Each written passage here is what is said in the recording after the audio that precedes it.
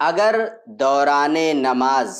عورت کے سر پر دوپٹہ رکھنے کے باوجود کچھ بال چند بال ظاہر ہو جائیں تو کیا اس سے نماز باطل ہو جائے گی؟ تو اس کا جواب یہ ہے کہ اصل تو یہ ہے کہ عورت جب نماز ادا کرے تو پورا سر ڈھک لے،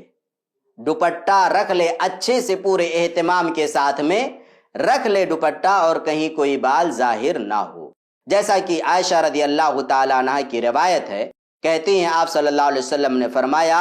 ابو داؤد کے اندر 641 حدیث نمبر ہے، لا يقبل اللہ صلاۃ حائض الا بخمار،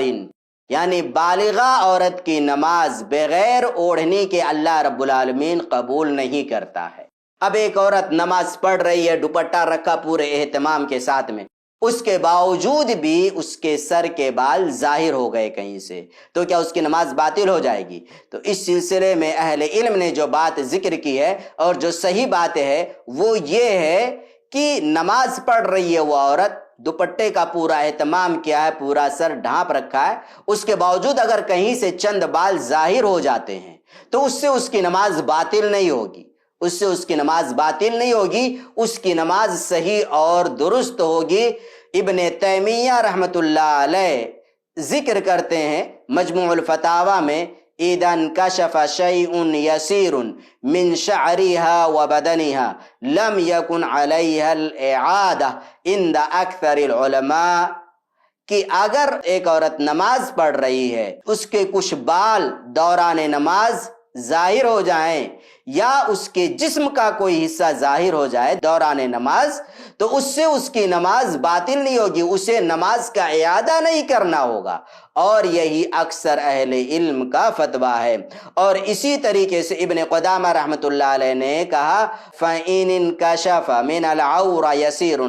لَمْ تَبْطُلْ صَلَاتُهُ، کہ اگر جن چیزوں کو چھپانا ہے، اگر ان میں سے کوئی چیز معمولی مقدار میں، جیسے بال ہے، عورت کو دوپٹہ رکھنا، اوڑھنے رکھنا، لیکن اس کے باوجود بھی اگر کچھ بال ظاہر ہو جاتے ہیں دوران نماز تو اس سے اس کی نماز باطل نہیں ہوگی۔ کب باطل ہوگی؟ جب اس عورت کے اکثر بال دوران نماز ظاہر ہو جاتے ہیں اور وہ عورت جانتی ہے کہ میرے بال ظاہر ہو رہے ہیں، دکھ رہے ہیں، اور اکثر حصہ اسے علم ہے، علم ہو جانے کے باوجود بھی وہ اپنے سر کو دوبارہ ڈھک نہیں رہی، اپنے بالوں کو